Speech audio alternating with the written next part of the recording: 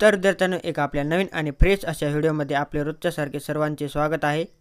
तर मित्रांनो, आजच्या व्हिडिओमध्ये आपण काल झालेला जिल्हा परिषद भरती पेपरच्या पहिल्या शिफ्टमध्ये विचारण्यात आलेले काही अतिसंभाव्य क्वेश्चन या व्हिडिओमध्ये आपण आज कव्हर करणार आहोत।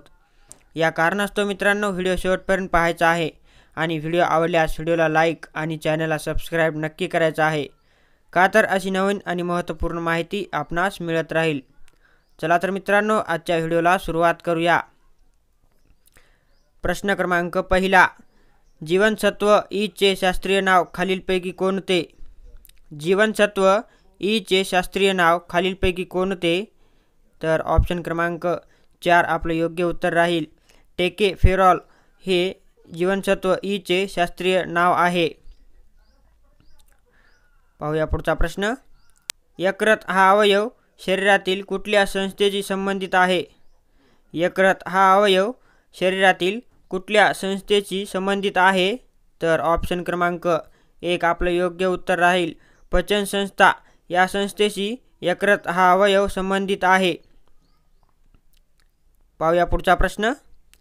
खालीलपैकी कोणत्या धातूचा उत्कलनांक बिंदू सर्वात जास्त असतो? खालीलपैकी कोणत्या धातूचा उत्कलनांक बिंदू हा सर्वात जास्त असतो? तर ऑप्शन क्रमांक 2 आपले योग्य उत्तर राहील। टंगस्टन या धातूचा उत्कलनांक बिंदू सर्वात जास्त असतो। पाहूया पुढचा प्रश्न।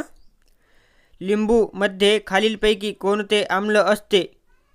लिंबू यामध्ये खालीलपैकी कोणते आम्ल असते हे सांगायचं आपल्याला। तर ऑप्शन क्रमांक 2 आपले योग्य उत्तर राहील। सायट्रिक आम्ल हे लिंबामध्ये असलेले आम्ल आहे। पाहूया पुढचा प्रश्न। कावीळ हा रोग मानवी शरीरातील कोणत्या भागाला होतो? कावीळ हा रोग मानवी शरीरातील कोणत्या भागाला होतो? तर ऑप्शन क्रमांक 1 आपले योग्य उत्तर राहील। यकृत या भागाला कावीळ हा रोग होतो। पाहूया पुढचा प्रश्न। नैसर्गिक स्रोतातील कोणत्या घटकापासून चरबी आणि तेल मिळते? नैसर्गिक स्रोतातील कोणत्या घटकापासून चरबी आणि तेल मिळते?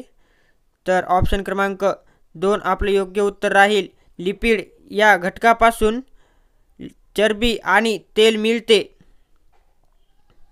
पाहूया पुढचा प्रश्न। खालीलपैकी विद्युतरोधक घटक कोणता? खालीलपैकी विद्युतरोधक घटक कोणता आहे हे सांगायचं आपल्याला। तर ऑप्शन क्रमांक 4 आपले योग्य उत्तर राहील। काच हा विद्युतरोधक घटक आहे। पाहूया पुढचा प्रश्न। खालीलपैकी कोणत्या वनस्पतीची वाढ इतरांपेक्षा जलद होते? खालीलपैकी कोणत्या वनस्पतीची वाढ इतरांपेक्षा जलद होते? तर ऑप्शन क्रमांक 3 आपले योग्य उत्तर राहील। निलगिरी या वनस्पतीची वाढ इतरांपेक्षा जलद गतीने होते। पाहूया पुढचा प्रश्न। भारतात सार्वजनिक जलाशय शुद्धीकरण करण्यासाठी काय वापरले जाते? भारतात सार्वजनिक जलाशय शुद्धीकरण करण्यासाठी खालीलपैकी काय वापरले जाते? तर ऑप्शन क्रमांक 3 आपले योग्य उत्तर राहील। क्लोरीन हे जलाशय शुद्धी करण्यासाठी भारतात वापरले जाते। पाहूया पुढचा प्रश्न। अणूमध्ये ऋण विद्युत कणांना काय म्हणतात? अणूंमध्ये ऋण विद्युत कणांना काय म्हणतात हे सांगायचं आपल्याला। तर ऑप्शन क्रमांक 2 आपले योग्य उत्तर राहील। इलेक्ट्रॉन असे अणूमधील ऋण विद्युत कणांना म्हणतात। पाहूया पुढचा प्रश्न। नॅचरल गॅसमध्ये प्रामुख्याने कोणता वायू असतो? नॅचरल गॅसमध्ये प्रामुख्याने खालीलपैकी कोणता वायू असतो? तर ऑप्शन क्रमांक 2 आपले योग्य उत्तर राहील। मिथेन हा वायू नॅचरल गॅसमध्ये प्रामुख्याने असतो। पाहूया पुढचा प्रश्न। बहिर्वक्र भिंगाचा चष्मा वापरून कोणता दोष दूर केला जातो? बहिर्वक्र भिंगाचा चष्मा वापरून कोणता दोष दूर केला जातो? तर ऑप्शन क्रमांक 4 आपले योग्य उत्तर राहील।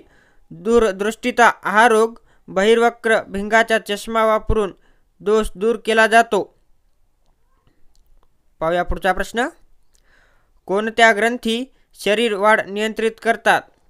खालीलपैकी कोणत्या ग्रंथी शरीराची वाढ नियंत्रित करतात? तर ऑप्शन क्रमांक 2 आपले योग्य उत्तर राहील. पीयूषिका या ग्रंथी शरीराची वाढ नियंत्रित करतात. पाहूया पुढचा प्रश्न. अंड्याचे आवरण कशापासून बनलेले असते? अंड्याचे आवरण कशापासून बनलेले असते हे सांगायचं आपल्याला. तर ऑप्शन क्रमांक 2 आपलं योग्य उत्तर राहील. कॅल्शियम कार्बोनेट यापासून अंड्याचे आवरण बनलेले असते. पाहूया पुढचा प्रश्न. खालीलपैकी कोणते जैविक इंधन आहे? खालीलपैकी कोणते जैविक इंधन आहे? तर ऑप्शन क्रमांक 3 आपलं योग्य उत्तर राहील. इथेनॉल हे जैविक इंधन आहे. पाहूया पुढचा प्रश्न. भारताबाहेर स्थापन झालेली पहिली क्रांतिकारक संघटना कोणती? भारताबाहेर स्थापन झालेली पहिली क्रांतिकारक संघटना कोणती? तर ऑप्शन क्रमांक 1 आपलं योग्य उत्तर राहील. इंडिया होम रूल सोसायटी ही भारताबाहेर स्थापन झालेली पहिली क्रांतिकारक संघटना आहे. पाहूया पुढचा प्रश्न. जगप्रसिद्ध अजिंठा लेण्या कोणत्या नदीवर वसलेल्या आहेत? जगप्रसिद्ध अजिंठा लेण्या कोणत्या नदीच्या तीरावर वसलेल्या आहेत? तर ऑप्शन क्रमांक 3 आपलं योग्य उत्तर राहील. वाघूर या नदीच्या तीरावर जगप्रसिद्ध अजिंठा लेण्या वसलेल्या आहेत. पाहूया पुढचा प्रश्न. संत गाडगेबाबा यांचे जन्मस्थान खालीलपैकी कोणते?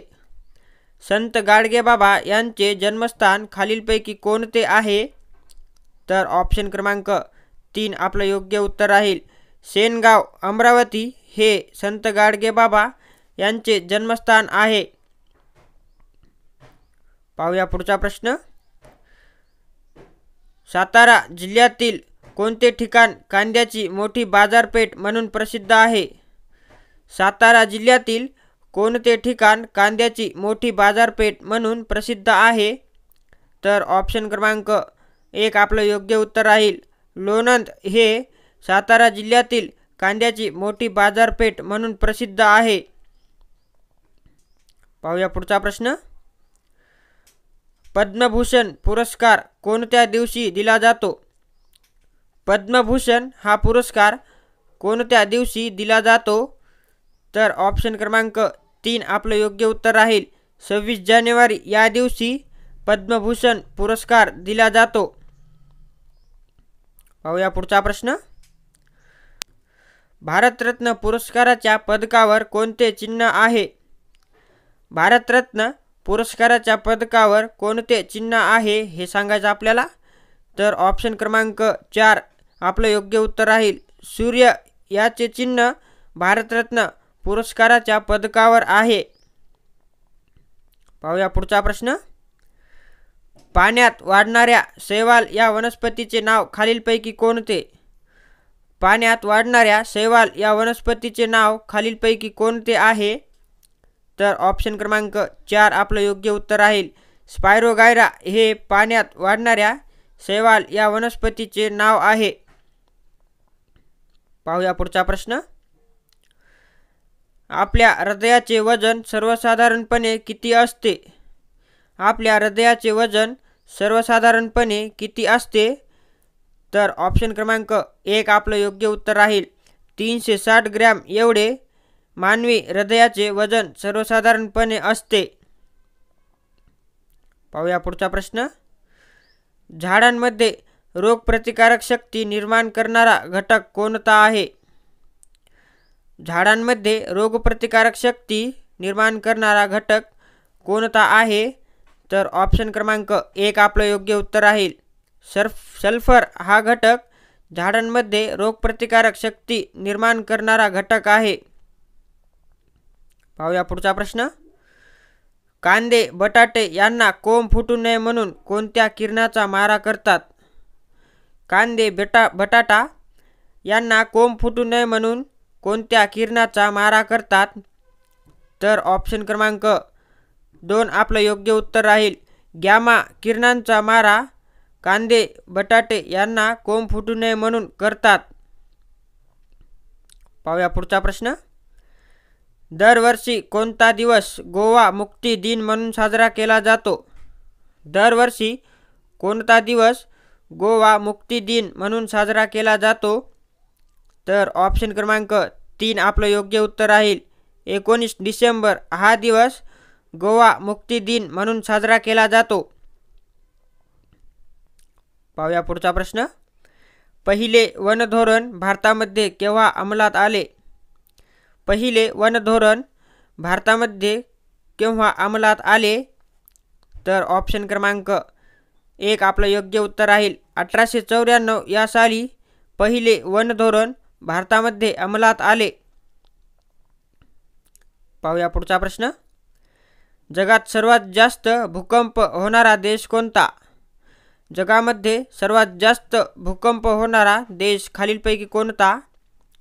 तर ऑप्शन क्रमांक 2 आपलं योग्य उत्तर राहील.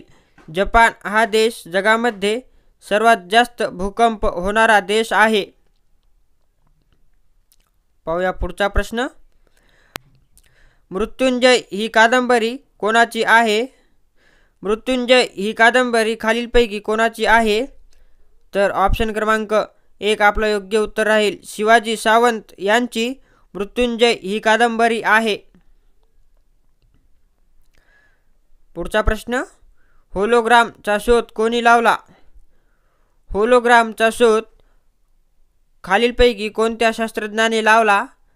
तर ऑप्शन क्रमांक 2 आपलं योग्य उत्तर राहील. डेनिस गॅबर या शास्त्रज्ञाने होलोग्रामचा शोध लावला. तर मित्रांनो, आपल्याला आजचा व्हिडिओ आवडला असेल तर व्हिडिओला लाईक आणि चॅनलला सबस्क्राईब नक्की करायचं आहे. आपण भेटूया नेक्स्ट व्हिडिओमध्ये.